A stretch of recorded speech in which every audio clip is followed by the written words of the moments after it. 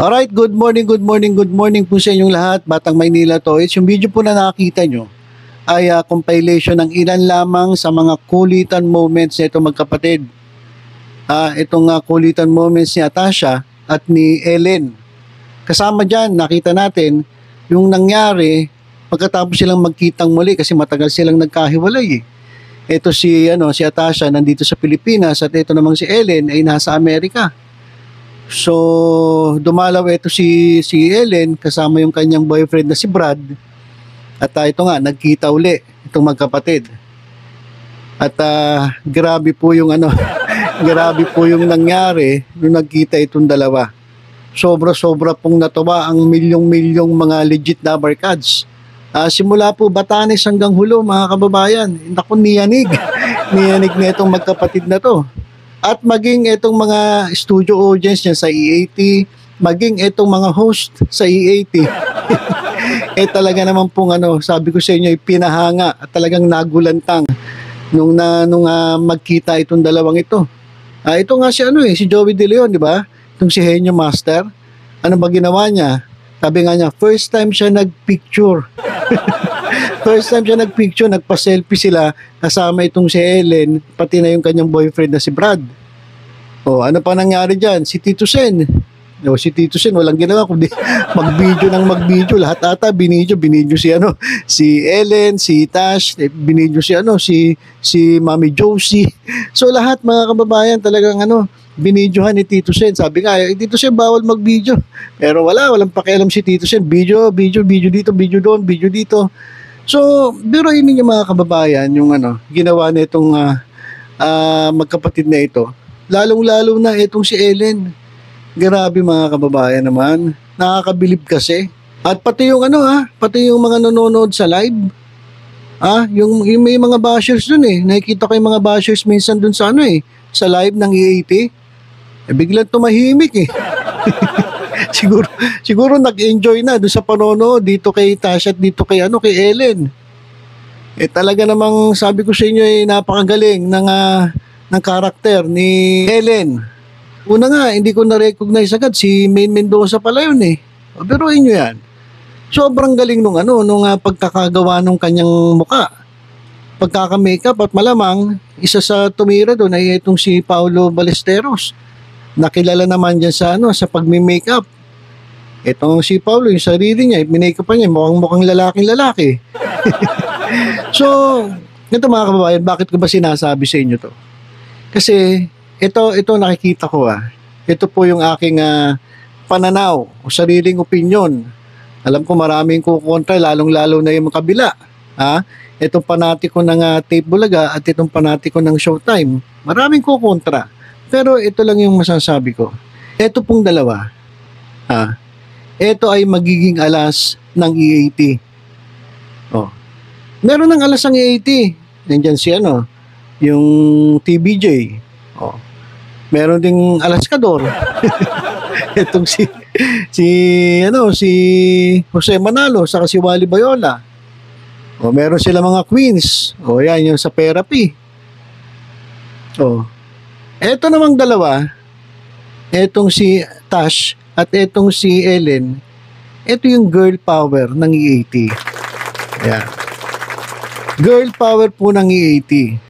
At alam niyo ba mga kababayan, feeling ko lang walang kontra. Feeling ko lang ito. Etong kanilang tandem, maraming maraming pababagsakin to. Sa totoo lang mga kababayan, yun lang feeling ko. Maraming pababagsakin to. Kasi yun ngang sina Tito Sen si Joey De Leon, biruin mo. Nagpa-picture ba naman yung isa? Yung isa video ng video. Si Bossing Vic, tawa ng tawa. How much more yung mga mga legit na barkads natin? Ako napahanga ako dun kay Ellen. Maging yung nandun nga, yung nagko-comment sa comment section. Biglang yung mga basher dun, biglang tumahimik At nanood na lang ata, hindi na nagme-message Nanood na siguro nag-e-enjoy na. Hindi ka ba naman mag-e-enjoy dun sa nangyari sa EAT kahapon? Lahat nga nung comment nung sa sa video ko sa huling video ko tuwan-tuwa sila sa nangyari. Yan po yung sinasabi ko. Ito yung ano, yung girl power na mukhang maraming pababagsakin toits. Kaya dun sa kabila o dun sa sa diyan sa GMA at dito sa ano, sa GTV, ako kabakabahan na kayo. Kabakabahan na kayo dahil malamang itong dalawa, itong magkapatid, itong girl power ni Tash at nito ni Ellen, baka ito magpabagsak sa inyo. Oh. Ito naman feeling ko lang. Kasi alam nyo yung simula nung ano, nung nagkita sila, grabe yung ano eh. Grabe yung influence, grabe yung effect sa mga tao. Kumbaga, itong naramdaman natin, medyo matagal na nating naramdaman at ito bumabalik na naman. Itong ano, kasiyahan ng mga tao nung nakita itong dalawa. Lalong-lalo na itong dumating si Ellen. So, sa tingin ko dapat kabahan na kayo. Diretsahin ko na kayo. Kayong Tape Bulaga at itong Showtime. Kabahan na kayo. Humanap na kayo ng katapat na itong dalawa. Sino itatapat nyo? Dito sa dalawa. Kay Tash at dito kay Ellen. Dito sa Tape Bulaga, meron ba? Meron. Etong si si Princess Sarah. Sino? Ano ba pangalan na? Yung anak ni Carmina Villaruel, anong pangalan nun? Ayun. At yung isa, yung yung sinisimplihan ni Paulo. Yung sinisimplihang manyak ni Paulo. Itong si Ara San Agustin. Pwedeng pagsamahin yun, girl power eh. Di ba? Pero, tingin ko sa sayawan pa lang, wala nang sinabi. Kasi, ewan ko lang kung napanood nyo yung issue na etong anak ni Carmina Villaruel, etong isa sa kambal, yung babae, nakalimutan ko yung pangalan, pasensya na po kayo paalala nyo nga sa comment. Basta yung anak niya na host dyan sa, sa Tape Bulaga, yung malaking babae. Nabatikos po yan Paano nagsasayaw? Yung sayaw niya kasi, buong katawan umaalog. Lalo na yung kanyang umaalog ng umaalog. Yung isang lalaki nandun, hindi na nakatingin dun sa iba. Doon na lang sa umaalog nakatingin si Tan Felix ata yun So, sa sayawan pa lang, sa gracefulness ng pagsasayaw, wala na, olats na. Ewan ko lang si Ara San Agustin, siguro kaya pa sumabay, pero yung isa, mukhang mukhang tagilid. So, hindi nila kakayanin itong dalawa. Itong tandem ni Tash at ni Ellen, itong girl power ng It, wala, hindi kakayanin. Sa It's Showtime, sino? Sino bang pwede pantapat? Si yung dancer. Pasensya na kayo, hindi ko alam yung mga pangalan pero may dancer dun di ba? Yung pinasikat din ni Meme Vice. Babae, tapos itong si kalimutan ko na. Basta may mga babae dyan. Si Meme Vice hindi pwede kasi hindi naman siya babae. so hindi yung girl power. Di ba? Kasi hindi naman siya babae. So paano naging girl power? Pwede power lang.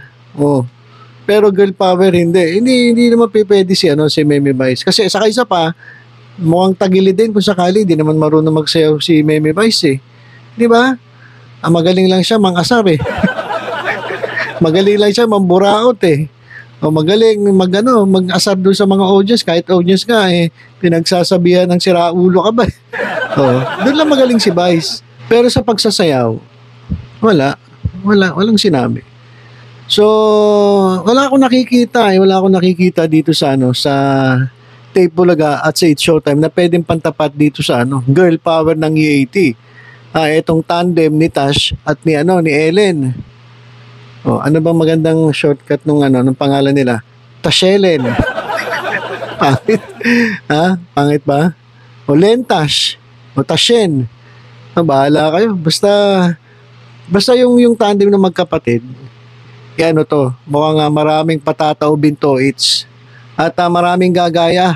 Problema lang, mukhang hindi nila kakayanin kasi ito nga, naghahanap na nga ako ng pwedeng ipangtapat pero wala akong nakikita Di ba?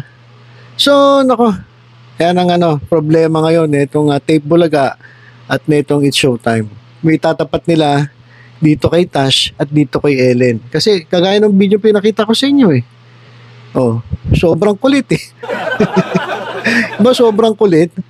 Oh, napakasimple ng kanilang pagpapatawa pero bentang-benta. Oh, bentang-benta sa buong sanlibutan. Mula Batanes hanggang Ulo. Pati nga yung mga basher na natahimik at nanood na sa kanila. So, nako, yan po abangan natin kung paano nila matatapatan itong girl power ng EAT. Pero pa isa, may kapatid pa. May kapatid pa silang sasama.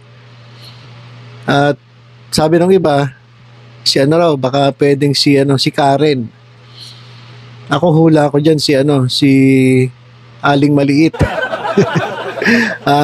Sabi naman ng iba, si si Maha Salvador. So maraming speculations kung sino raw magiging kapatid nitong tandem ni Ellen at ni Tash. So ayan po yung abangan natin. Pero for the meantime, enjoy muna natin itong girl power nung dalawa. Sabi ko nga sa inyo, marami pong maraming patatawibin to. Sigurado ako, marami. Kaya, yun, naulit ko, paalala ko sa Tape Bulaga at dito sa It's Showtime. Mag-isip-isip na kayo, kabakabahan na kayo. Mag-isip na kayo nung mga dapat yung gawin para matapatan nyo itong girl power ng EAT. So, ilan po mga kababayan, tutok lang po dito sa Batang Maynila to sa mga updates. Ingat po tayong lahat. God bless.